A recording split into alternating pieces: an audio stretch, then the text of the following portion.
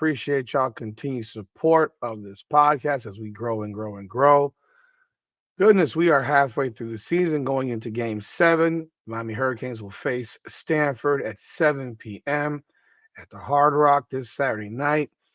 Canes are 5-1, ranked number 9 in the country after suffering obviously a very disappointing loss to Louisville. But it's time to move on. We need to move forward. We need to see some change in what we have seen for the last couple of games, particularly from the offensive standpoint. And we're going to look at this interview or this press conference that Shannon Dawson did a couple of days ago. I think it was yesterday. Actually, it was yesterday. And what he had to say about the Louisville game and moving forward. But there are things that he said that I do agree with. But then there's other things that he said that have me largely concerned that it just almost seems like someone's not seeing reality. You know, when you say you can't see the forest from the trees, and I'm almost wondering if Shannon Dawson can't see the forest from the trees right now because he'll speak about the issues with the offense and the running game and then say, well, we didn't keep running the ball. I have to stay on top of it. I have to keep running the ball. Well, that's, I don't know, man. Doesn't exactly, I don't know, jive. Because yeah, you got to stay on it, but if you stay on it doing the same things that you were doing that weren't working, well, it ain't the offensive line. Like I've heard other people talking about, well, the offensive line is supposed to be so great. Yeah, 5-on-5, 5-on-6, sure. 5-on-8, I don't care who you are. You can't block 3 other guys. You can't chip on 3 other guys. And every play can't be the same damn play. And that's the problem that we've seen. But let's take a look at what Shannon Dawson had to say. And I will stop sporadically throughout this interview just to give some commentary. But y'all let me know y'all thoughts in the comments. I'd love to hear what y'all think to what he had to say and what, and your opinions. And of course, make sure you like the video. And if you haven't done so, please do subscribe to the channel. Let's take a look. Coordinator Shannon Dawson. Shannon, so what did we obviously know what happened in the game, but what did the film show you when you came in the next day and watched the thing? That we gave a lot of possessions away. It was an 11 possession game, which is about like across the nation with the clock rules. So possessions are about 2 or 3 possessions less than they probably were years ago. And out of those 11, we gave 5 away, and you can't do that. You can't give 5 possessions away to a good team, and we knew we were facing a really good team, good defense. They've lost 1 game, and the team that beat them had 230 yards total offense. And so we knew exactly what we were getting. And so, we gave away 5 possessions in an 11 possession game. And that's hard to win. You're not going to win, basically. So we have to do a better job of not giving away possessions. The run game, the last 2, I think you guys are after about 2.5. The run game, averaging I think 2.5 yards a rush after doing really good the first one. Just anything you can pinpoint on what's happened there and what you guys can do to correct it and get back on track. I don't know about correcting it. Our run game is what it is. We need to execute it better. There's times when we have things there and we miss it. And I don't deflect any blame from that. I have to stick with it. I have to package it together a little bit better probably, but ultimately we just need to keep doing what we're doing, and I have to stick with it. And so, All right, he he contradicted himself in the same sentence. He said, "I have to stick with it better." Yeah, sure. We have to keep doing what we're doing. Okay, so that means just rinse and repeat and do what you've already been doing, which hasn't worked the last 2 games. And now I have to probably package it better. So now that's not doing what you've been doing. And then it was also maybe a blame on the lineman for not blocking. Again, I will say it 1,000 times. 5 guys can't block 8. It's that simple. And 2 guys can't block 4. And 3 guys can't block 5. Not typically. So he said 3 separate things in the same response. Which one is it? If you have to repackage stuff, that means you don't do the same things you've been doing because the things you've been doing have not worked. And if you're you need to stick to it, okay, maybe you need to run the ball more, fine. But you also have to not stick to what you've been doing because clearly it hasn't worked. Let's continue. So just execute. We got to execute better. Now, part of it too is they were stacking the box, playing a bare front, and so. But ultimately, that doesn't matter. I mean, we need to be able to run the ball effectively. And there's times we did run it effectively, and then we'd get a personal foul penalty. Like you gain 7 yards, and then you go backwards 15. Oh, okay. Again, you just said they're running a bare front. For those of you that don't know what a bare front is, basically you're stuffing the box. They got 8 guys in the box. That's what we've been talking about. They stuff in the box to stop the run because they know that Miami has a strong offensive line and they're not going to be able to stop the run going with a typical front. So they're going to stuff the box. And he just said, "Well, you still have to run the ball." Well, you didn't call anything that would allow them to actually run the ball effectively. And then he says, "Well, there were times that we did." Well, no, I'm sorry. One running play is not running the ball effectively. One running play is not running the ball effectively. Did you put a drive together that had you run the ball effectively? No. No, you didn't. Like it's like we're going here to go there, to go here, to go there. None of this, it's like again, a walking contradiction. You're not running the ball effectively because you're not running plays to allow yourself to run the ball effectively. Running the ball into the back of 5 big ass linemen is not typically going to go anywhere if they're not getting a push. And they're not getting a push because they got to push back 8 dudes. Like, I don't know how this is so complicated. I really don't. Not to mention there are situations in which certain personnel is already telling the other team that you're running the ball, including who you have at wide receiver. Including who you have at wide receiver. In fact, I heard another podcast that Joshua Moore, when he was on the field, they ran the ball 70% of the time. Well, okay, Joshua Moore's out there. They're running the ball. That's a tendency, a pretty significant one, in fact. That when Joshua Moore is on the field at wide receiver, they're going to run the football. You got to avoid tendencies like that, man. They become fairly obvious, especially when the guy only played like 16 plays. So let's continue.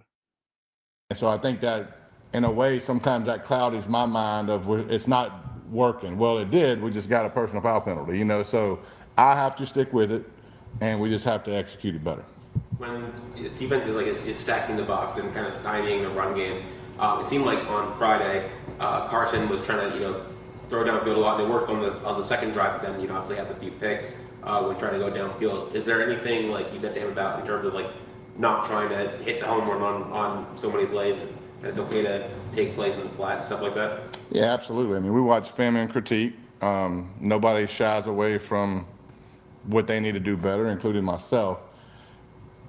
Carson's done a great job of checking it down. Probably the best I've had at checking it down. And so in that particular game, in those couple spots, we went a tempo play that we thought would trigger cover 2, and it did. And we had Malley running down the middle. And, obviously we have some underneath stuff that could have checked it down. I think 9 made a pretty damn good play on the ball, to be quite honest with you, but I know it is what it is. And the other one was a one-on-one ball that needs to be us catch it or nobody does. That's the reality of that play. But ultimately, we do want to throw the ball down the field when we have it. And so there has to be a level of, they're backing up, we need to dump it down. Absolutely. And so were those things reinforced? Yes, they were. So let's look at that. He talked about Carson Beck being the best he's ever had at dumping it down, at checking down. And he also mentioned the first pass that was intercepted. I'll tell you what, see, this is where I differentiate from a lot of people that are ripping Carson Beck and blaming him for everything. And in fact, Shannon Dawson and Mario Cristobal in this case do agree with what I said. I thought the play that number 9 made for Louisville was a great play. Malachi Tony was open. He had beaten 2 guys downfield. He was 3 yards past them. And if that guy doesn't come over to make that play, first off, I thought Malachi Tony, I'm going to repeat it again, was interfered with. He got tackled. So he couldn't even knock away the ball potentially from the DB making that play. But that was a great play by that DB. It's sometimes you have to give credit to the other team for making a great play rather than ripping the quarterback for making the throw. The second one he talked about, again, I thought that was probably the worst one of them all. But at the same time, it was a wide receiver going up, a DB going up, and the wide receiver has to at least knock the ball away. I do agree with that. So what we're hearing right here is that maybe Carson Beck wasn't that damn bad. So I do appreciate him backing up his quarterback because he needs his quarterback. And I don't think Carson Beck played terribly.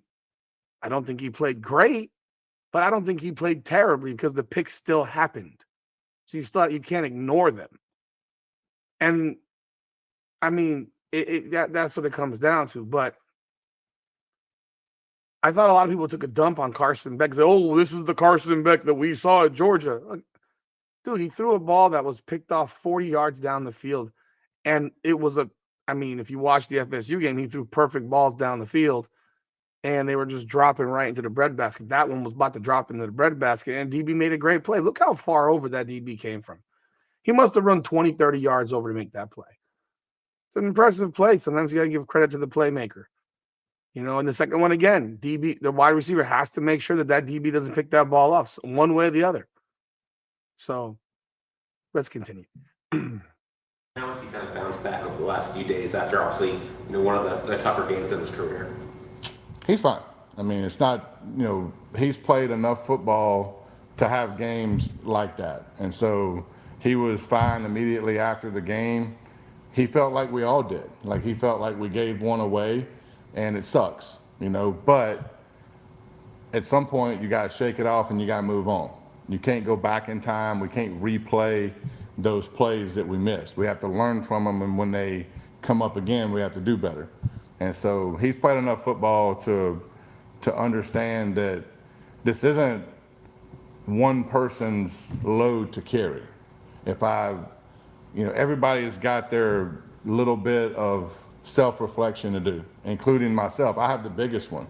And I take the brunt of the blame for all of it. And so ultimately, you look in the mirror, it's no different than I told the offense. When we went to bed Friday night, as a loser for the first time this year, if you went to bed thinking, oh, so-and-so should have done this, then you're wrong. Everybody should have went to bed thinking, man, I wish I would have done blank to help us win this game. I did the same thing. I laid in bed and I was like, man, what could I have done yesterday, last week, 2 weeks to help us avoid this game, right? And so if everybody will look in the mirror instead of looking peripheral, and we have a bunch of guys in that room that did just that. They look straight in the mirror and they're like, man, you know what? I caused this on this drive. I caused this on this drive. I got to do better calling the game. I got to do better at the end, putting us in a better situation to win the game. And so everybody's accountable. And we have a bunch of good people in the room that understand that it isn't one person's deal. It's a collective effort that got us beat. And we just got to do better. We got to do better as an offense to move the ball and honestly run more plays. That's the biggest thing that bothers me is when you give away 5 possessions like that, you end up running 60-something plays rather than 80. And that's I want those 20 plays. Can't argue with that. That is 100% accurate. That's him owning his mistakes. I think every player, every coach, everyone has to own their share of it. You have to be able to look in the mirror and say, I did this wrong, I did that wrong. And he said he didn't sleep well, and he says that he has to coach better, and I'm glad to hear him say that. I know a lot of that stuff can be coach speak, and we won't know if he coaches better until we see this Saturday's game. If we see the same bland vanilla bull crap, or if we see some changes in the offense, in the game plan, in the scheme that allows some off tackle running, some sweeps, some changes in the running attack. It can't be the same thing if we're putting players in position to make plays. If we're throwing passes over the middle of the field that get 10, 15 yards that are plays that we haven't seen before, crossing routes. I don't know why this team doesn't run crossers. It just drives me crazy. Got to see different things that we haven't seen, and it has to be changed up on a weekly basis so that the team that we're going to play is not ready for it. You can't have a team ready for it every freaking time. It's just like they have to be wondering what's coming, and you have to be willing and able to make these changes on a week to week to week basis. That's what great coaches do. Thinking about what you could have done better, you mind sharing with us like some of the things you came up with? The main things I came up with, I won't share, Daryl, to be honest with you, because it's going to lead into some stuff for the next couple weeks.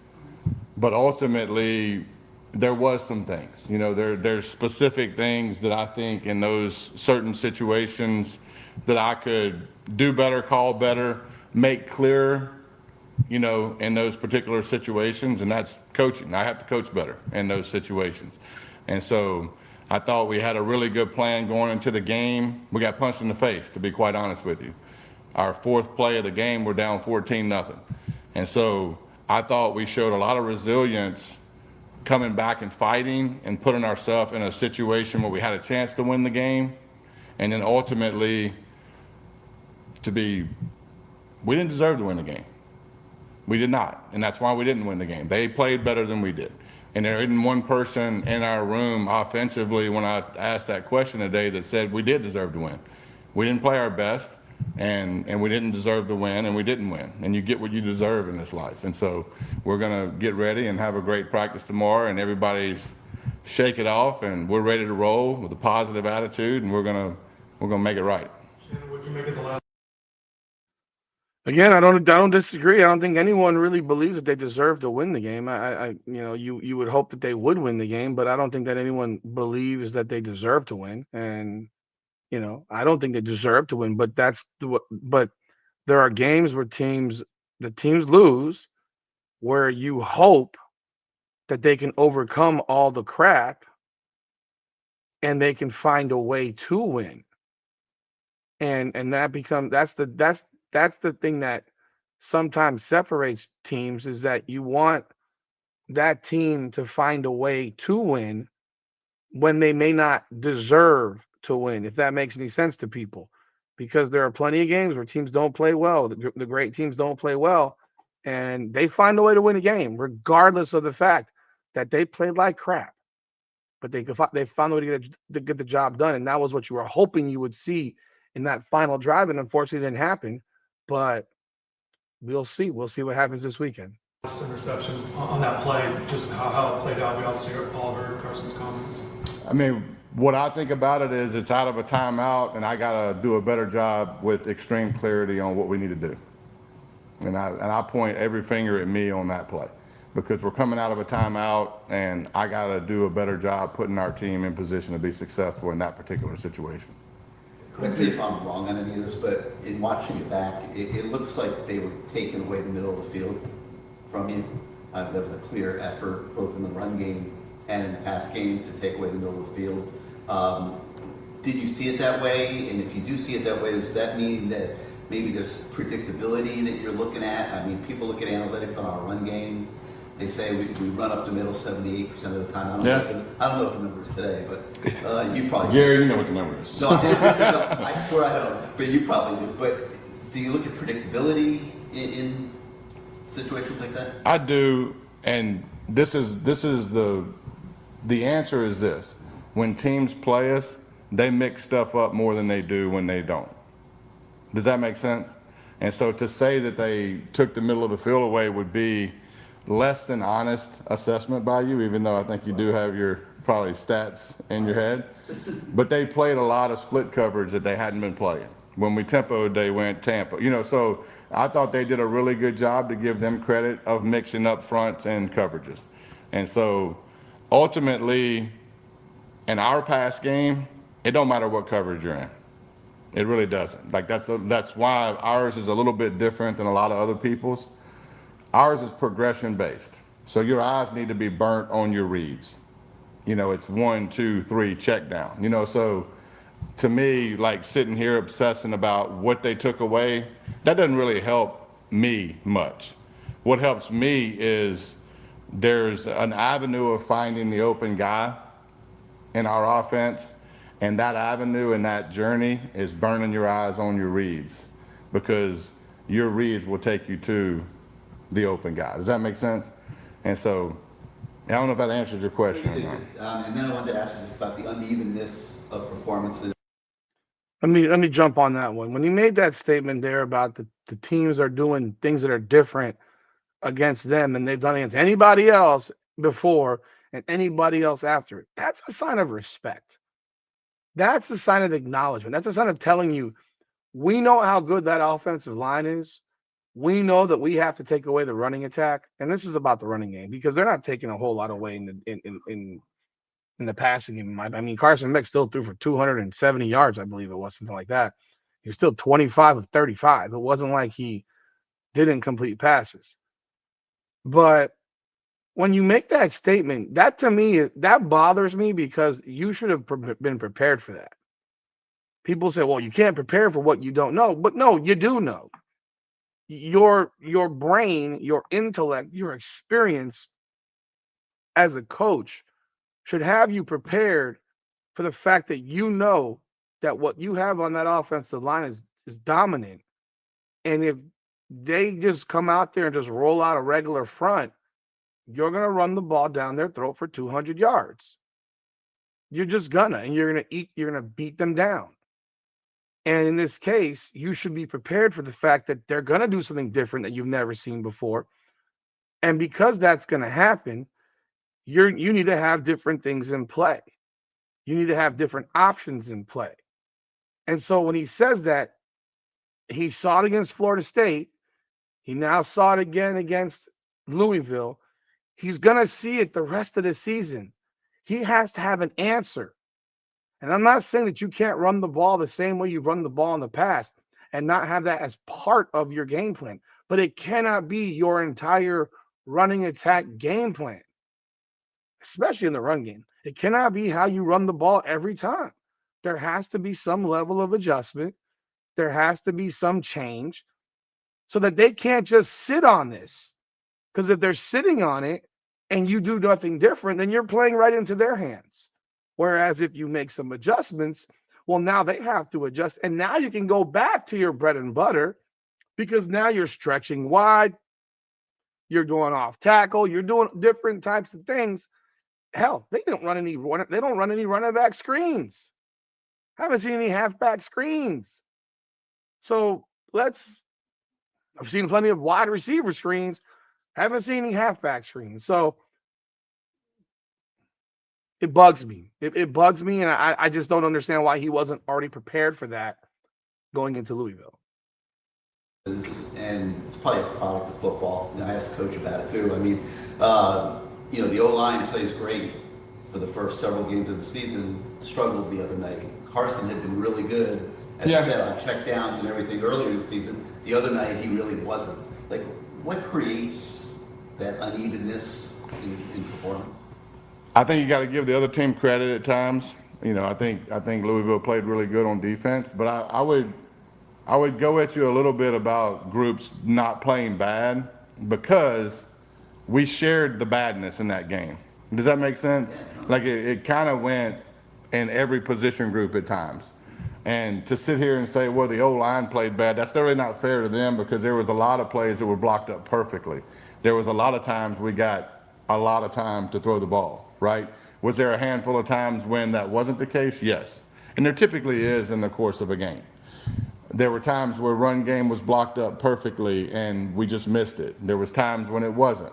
You know what I mean? So it's hard to say that one group played bad. I wouldn't say that, and I don't believe that. I do think in that particular game, for whatever reason, if I had this answer, I'd probably write a book and you'd never see me again, Gary. I'd be living in a cabin in the woods somewhere. I'd sell so many copies of it. But we kind of all collectively shared some time not doing our job, which is a little bit uncommon with this group because, since the beginning of camp, we've been pretty consistent on a daily basis and on a game-to-game basis of doing our job at a high level. Why did we have a little bit of lapse in that game? I can't answer that other than to say that sometimes you just don't play your best, and you got to learn from it and move on as coaches and players. And in the journey of that, really, a lot of times when adversity hits like that, you assess what you do really good, and it ends up being a very positive thing. And I think that's exactly what's going to happen here. Throughout camp and leading into the season, you talked about how excited you were about the receiver depth that you have. It's been very Daniels heavy, Tony heavy. Obviously, both of them have done really well, but you surprised that it's really been leaning towards two and not as spread out as much? And just your thoughts midway through the season. I'm not surprised. It's a product of this. Jordan, I hope this answers your question because I know everybody has a similar deal. We need to run more plays. Does that make sense? We need to run more plays. And when you run more plays, which means we need to get more first downs, and we need to not give possessions away. And when you don't give possessions away, and if you look at that game, we had 20-something plays the first half, right? That's not a lot. Now, we got a lot out of it. We're averaging like 10 yards a play because we hit some big ones. And then we ran 40-something plays the second half. Well, if you run 40 plays the first half and 40 plays the second half, you run about 80 plays.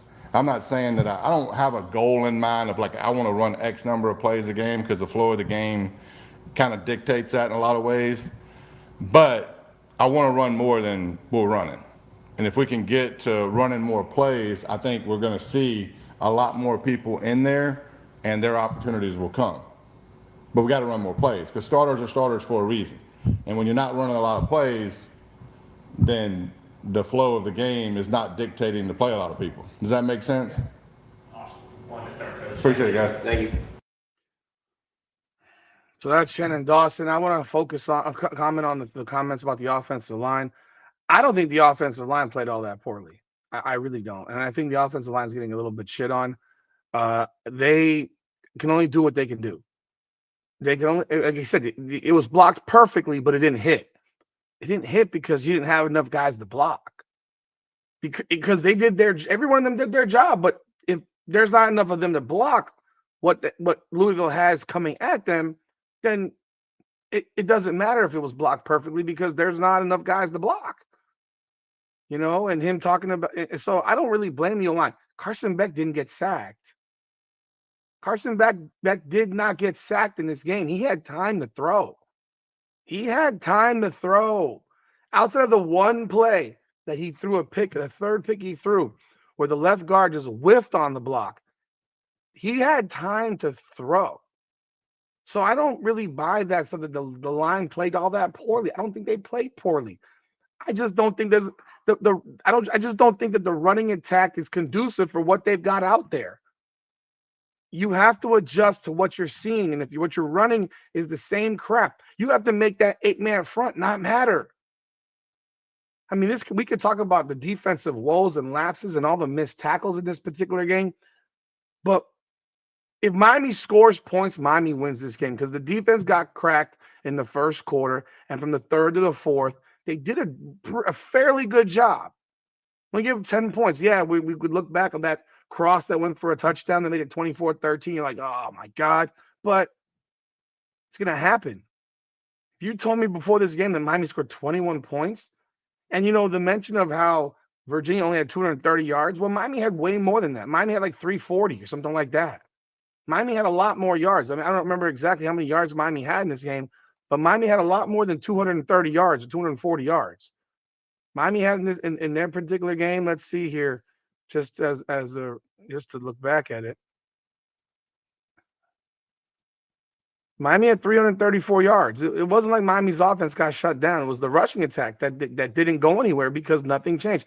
The penalties did not help, and most of those penalties were committed by the offense.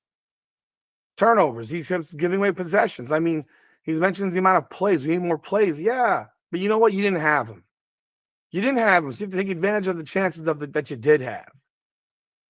You know, if we all could play a perfectly clean game, then that would be perfect for everybody, right?